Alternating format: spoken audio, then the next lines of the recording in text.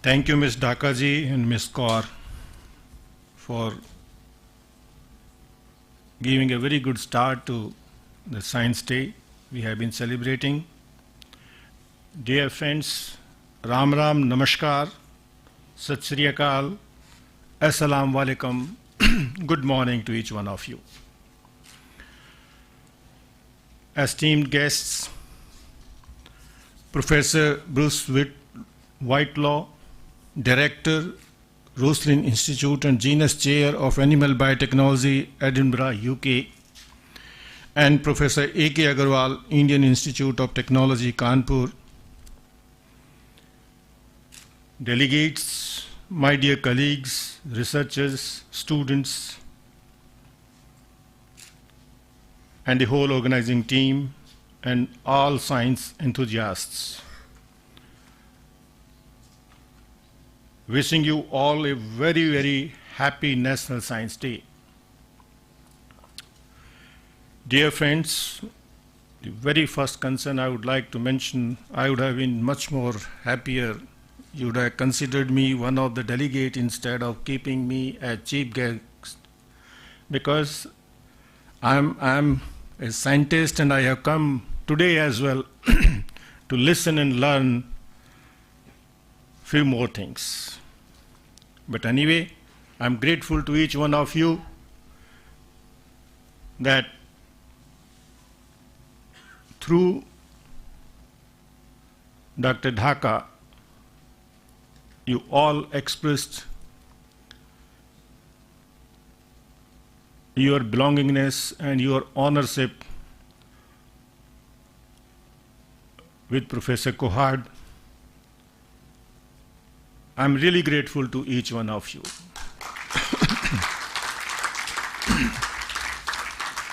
Dear friends, today as we are celebrating National Science Day, I would like to share with you another happy news that for the year 2021, our first Indian satellite PSLV C51 had been launched today at 9:50 a.m.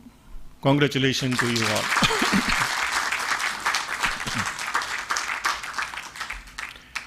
As it has been mentioned, that Science Day is celebrated to mark the discovery of Raman effect by the great Indian physicist Sir C.V. Raman on 28 February 1928. This very discovery brought Nobel Prize to him, and thus he made our science community and India proud on a global platform. Ladies and gentlemen, as you all know, that National Science Day is being celebrated to spread a message about the significance of science being used in the daily life of the people. It is celebrated to discuss all the scientific issues of concern and implement new technologies for the necessary development in every sector. It is also celebrated to encourage people and popularize science and technology in our personal and professional activities. As very clear, it is being celebrated on a theme. This year's theme is really meaningful. That is future of science, technology, and innovation, impact on education, skills, and work. Friends, the entire nation is celebrating the Science Day today.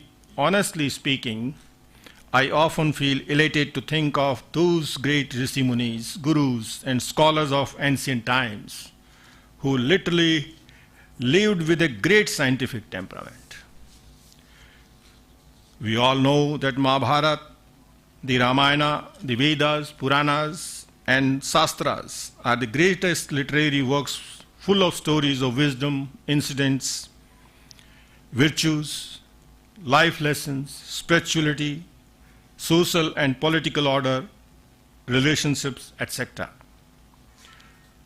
Here it is highly important to realize that such great works have one or other aspect that is realistic and have true scientific rigor irrespective of the time they are written or narrated.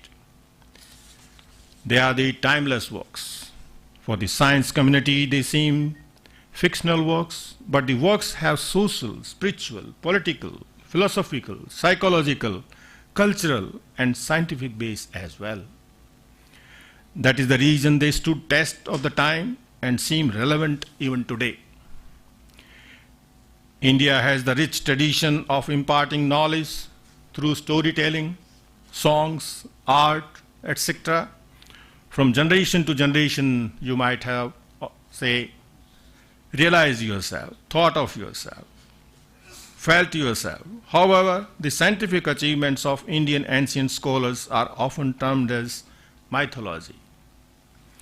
It could be because of invasions, colonial period, modern education system, industrialization, globalization, and many more reasons could be given. Gradually, the Western theories and philosophy penetrated in the education system, and the scientific innovations and inventions of the ancient times seem aligned to the modern deeds. The Western science spread to such an extent that we started looking our own culture and traditions as mythical practices. In the age of modern times, science reaching its peak, it is important to note that there was an Indian civilization which has had great surgeons, scientists, mathematicians, thinkers, astronomers, etc. So majority of the ancient scholars who shared their ideas and philosophy are scientific in nature if investigated impartially. Dear friends, most of the ancient civilizations are full of stories, be it Greek, Indian, Chinese, whereas reality is of the present time, not imaginary idea or feeling. It is more influenced by science, fact, truth, and many more things. Sometimes a myth may be realistic, yet it is considered as myth or vice versa. Ladies and gentlemen, we all must note here that the ancient Indian works were written in Sanskrit, almost 3,500-year-old language, which is widely accepted as the most scientific ancient language in the world. To mention here, even NASA has acknowledged that Sanskrit is the most scientific language. It is because in Sanskrit, the words are written exactly in the manner that are spoken. Therefore, it is well-respected language across the globe in the present time too. Not only Hindu scholars, even Buddhist and Jain scholars use Sanskrit in their works. Moreover, Sanskrit grammar is not less than any grammar of the ancient and modern language of any country or culture which has high scientific base. As you all know and tell me, how can Patanjali's Yoga Sutra be termed as mythology? How one can say that it's a mythological? How can Charaka Samhita and Sushruta Samhita be categorized as mythological works? All these three and many more Indian ancient literary works hold a scientific base, and therefore yoga and Ayurveda are being practiced in the modern times too. So the Indian scholars practice that they preached and shared to the world liberally.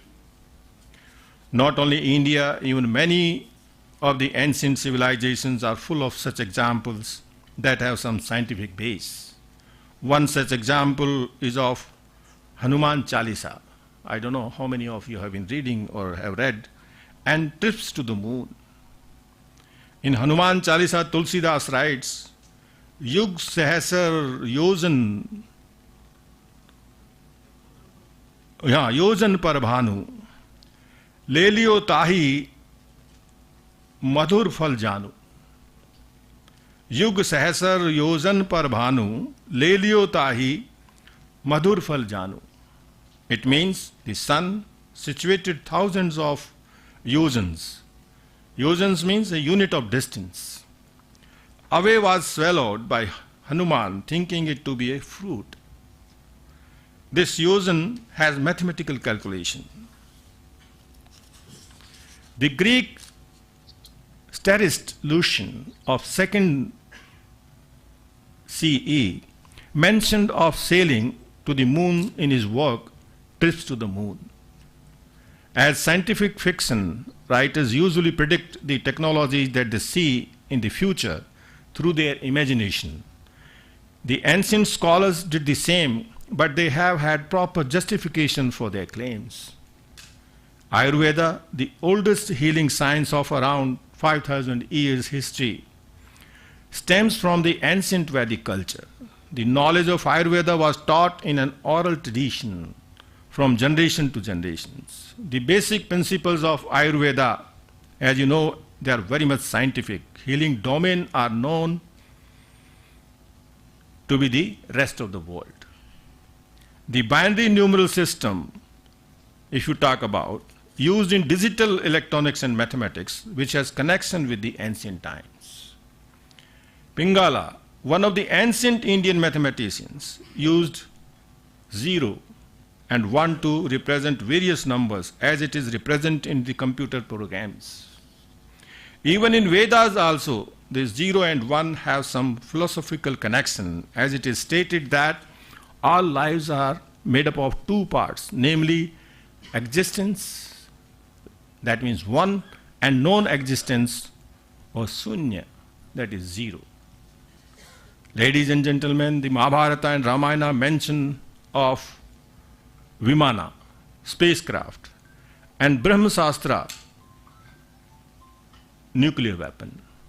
Aryabhatta theorized the existence of solar system, and Bhaskaracharya theorized gravity much before Sir Isaac Newton.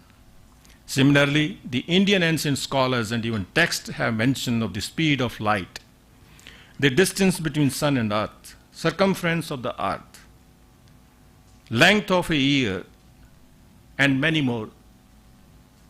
So, Charaka, Kannad, Acharya Susruta, Varamhir, Patanjali, and many others that wrote seem unbelievable, but they have scientific rigor.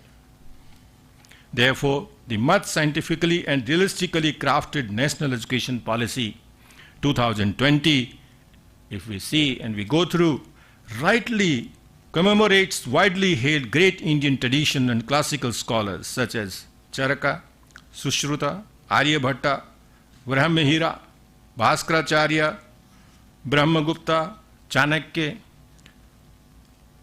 Chakrapani Datta, Madhava, Panini, Patanjali, Nagarjuna, Gautama, Pingala, Sankaradev, Maitri, Gargi, Thiruvallur, and numerous others who made inspiring contribution in diverse areas of knowledge, and exhorts the teachers to hasten the fundamental reforms visualized in the policy.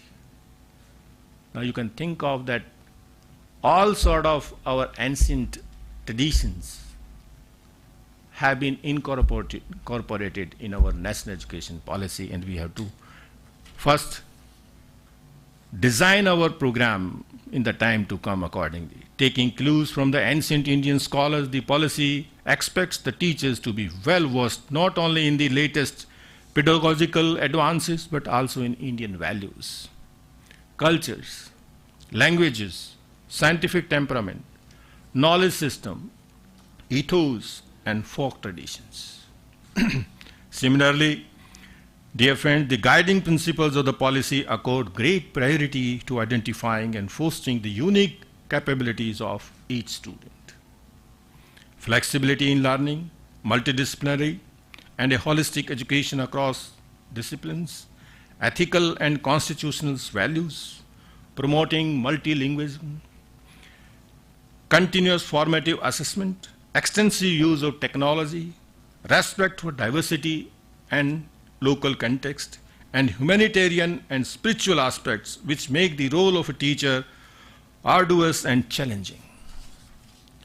At the end, being a student of science, as an academician, as a researcher, as an administrator, I would love sharing my core feelings and message on this very special occasion to make National Science Day even more meaningful. Hope you all follow those ideas. I'm just sharing my own ideas. This celebration won't serve the purpose unless we walk to walk. First of all, we need to build scientific temper in our personal and professional dealings. This means without being ethical, moral, analytical, logical, truthful in our affairs, there is no meaning to scientific innovations or inventions, because the world direly needs the honest people to do great service to the humanity and nation. Second, one can't deny that publishing our scientific works in reputed publication is a futile effort. One must do research and publish in reputed journals, no doubt about that, and one should. I'm for that. At our university, we are really doing good in research and publications. I'm proud about that. But we must remember, be extra careful and concerned of the fact that whether our scientific work, be it project, experiment, be it research paper, or anything else, our scientific work is really helping our society. Is it making, you have to think of, is it making the life of our community better? Does it improve the country's research position on a global landscape and encourages further research? So we need to answer these questions. Dear friends, you all can think, what if our research won't find solution to the issues, for example, the problems like COVID-19? Thanks to the researchers for finding vaccination for treating COVID-19. Please give them a big hand who have worked for this. And I again feel proud to mention that now India is under the able leadership of Sri Narendra Modi ji, a front runner in providing vaccination not only to its citizens but also helping other nations. This is what research is, which comes to the help of the society when it is really needed. So such societal friendly research is need of the hour. My third suggestion to share with you, government is encouraging to do research in the science, technology and innovations. There are hundreds of schemes, dear friends, and abundant opportunities to undertake the projects. Honestly speaking, there is no dearth of opportunities, or you can say dearth for opportunities. All we need to do is come forward and apply for projects with great commitment and passion, which I have been emphasizing, I think, every moment when specifically I meet the academicians. It is our professional responsibility to best utilize the public money for public welfare. So please come forward to undertake as many research projects as possible. Next, have you ever thought of who should build scientific temper among our children? Who are our future of the nation? You know very well. How to not only developing the scientific temper, but how to develop the scientific environment or the research environment. I have already talked to the science faculty, engineering faculty, applied science faculties, that please, now it's your duty, and I want to see that how really you can develop this scientific temper among the students and the research environment on the campus. Dear friends, a teacher at college or university has great responsibility to involve the students in the cutting edge research. Here a student can be transformed as a researcher. A teacher only can instill the urge for doing research among the students. So please encourage students to do research in any field they belong, whether social sciences, humanities, management, engineering, or sciences. My fifth suggestion, I urge each department, especially the science, technology and engineering departments, to strengthen a scientific research culture, as I have mentioned just 1 minute back in our university, by organizing meaningful events throughout the year for both science and non-science students, and offer many more elective courses. The science teachers for the non-science students and non-science faculty for the science students. You are indeed free to invite the best of the best scientists and researchers in science and technology, likewise in social sciences as well. May such events be open for all those science enthusiasts across the country, as Central University of Haryana believes and practice in sharing knowledge with all sister institutions. This is our institutional social responsibility as well. My sixth view, can say, if you don't consider this suggestion, I strongly believe that there should be a strong communication between the departments as what kind of research is being carried out in the university. Therefore, sharing is a very important principle of the institutions to develop. Our university community needs to know what are the research developments. Not only this, our ongoing and completed research works need to reach the right institutions, right experts, right researchers, and right readers, as to build the positive and informed perception about our research endeavors and the university as a whole. If it is done with the best interest of the university, I am sure, dear friends, we will build a right perception about the university, which we naturally deserve. Last but not the least, as it is enshrined very well in National Education Policy 2020, with various dramatic scientific and technological advances such as the rise of big data, machine learning, and artificial intelligence, many unskilled jobs worldwide are being taken over by machines. Therefore, it demands for a skilled workforce, particularly involving mathematics, computer science, and data science, in conjunction with multidisciplinary abilities across the sciences, social sciences, and humanities, which is increasingly in greater demand. And I think, as you have been informed, that the theme of today's National Day Science, or this year National Day Science, is very much, say, surrounding these, say, the objectives. We need to check out as how we can make this achievable at our university. This is a challenge to achieve multidisciplinary abilities across the disciplines. Hope you all will think over and act the thoughts I shared so far.